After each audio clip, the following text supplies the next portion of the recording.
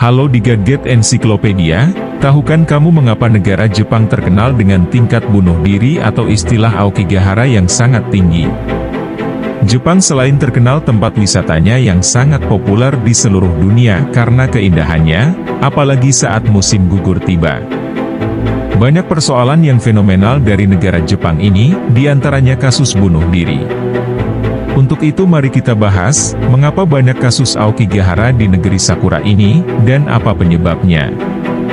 Sebelum melanjutkannya jangan lupa bantu channel ini agar terus menyajikan informasi-informasi terupdate dan bermanfaat dengan berlangganan subscribe di bawah ini.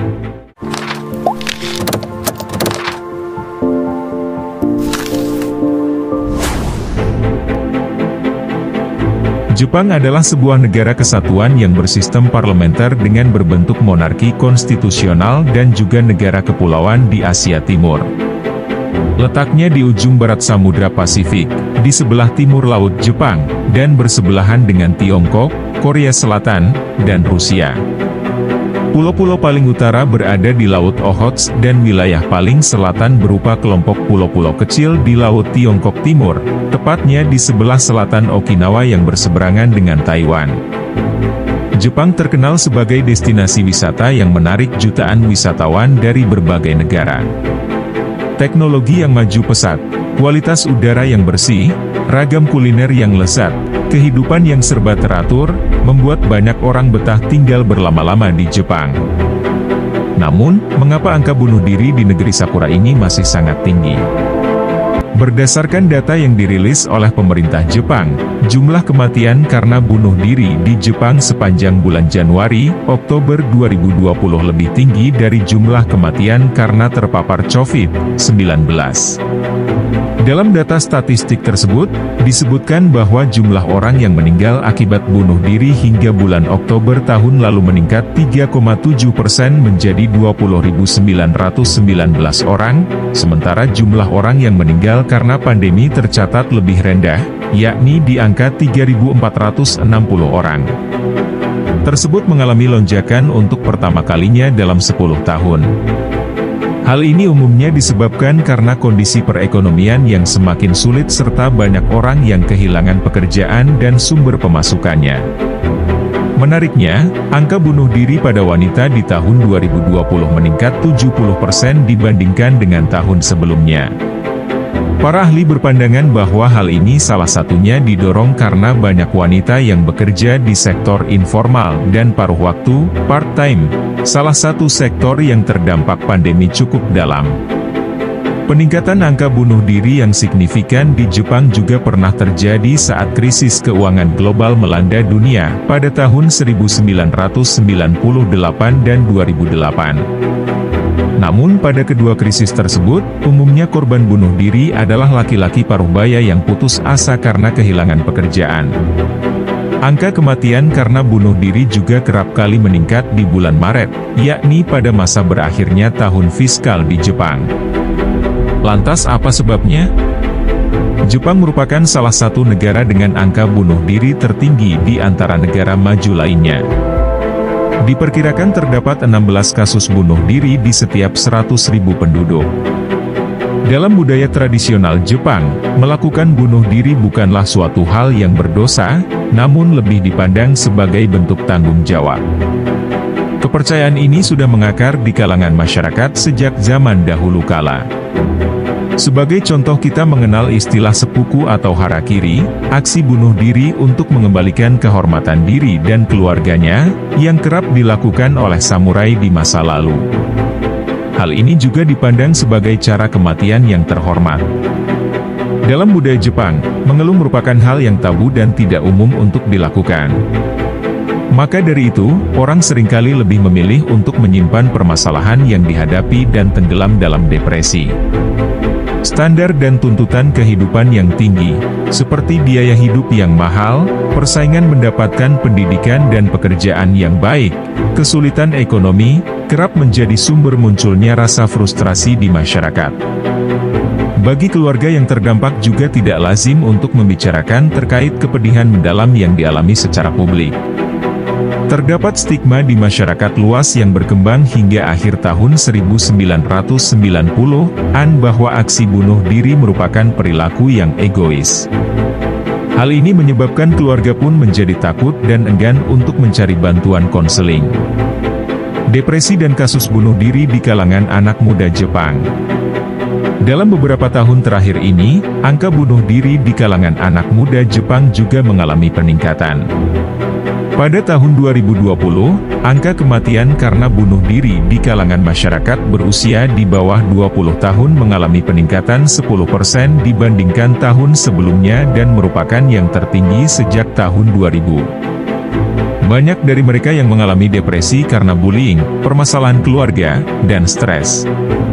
Selain itu, tidak sedikit anak muda di Jepang yang melakukan hikikomori, menarik diri dari masyarakat dan menjadi antisosial. Hal ini juga didukung dengan kemajuan teknologi yang pesat, membuat orang lebih memilih untuk mengisolasi dirinya dari masyarakat hingga berbulan-bulan. Kemajuan teknologi juga menjadi salah satu penyebab meningkatnya cyberbullying di Jepang.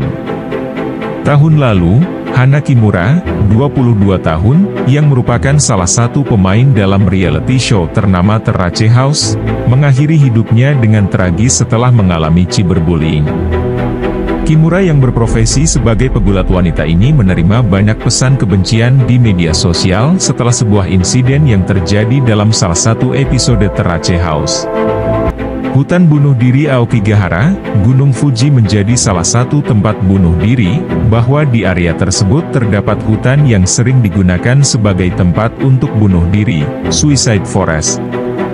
Sepintas saat melintas dari jalan raya, hutan tersebut tampak biasa saja, Aokigahara namanya.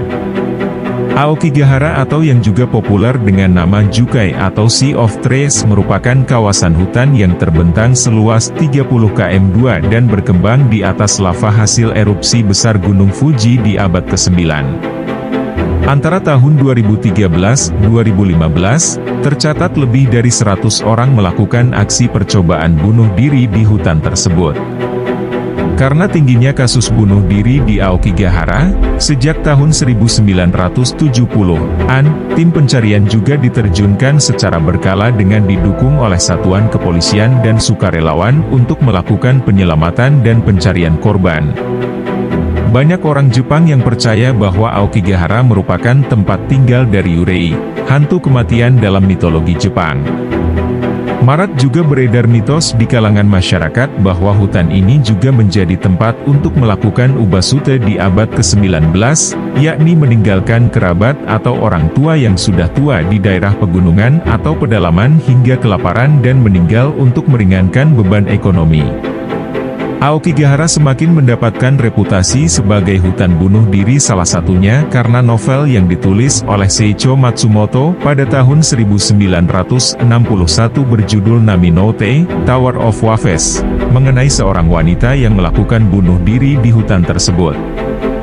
Hutan ini juga menjadi inspirasi bagi film Hollywood berjudul Sea of Trees, 2015, yang dibintangi oleh Matthew S1MCH Pronunciation Konauge dan The Forest, 2016, yang menceritakan tentang seorang wanita yang mencari saudara kembarnya yang menghilang secara misterius di dalam hutan tersebut. Pada tahun 2018, hutan ini kembali menarik perhatian banyak orang setelah seorang YouTuber asal Amerika Serikat, Logan Paul, mempublikasikan video mengenai orang yang melakukan gantung diri di Aokigahara.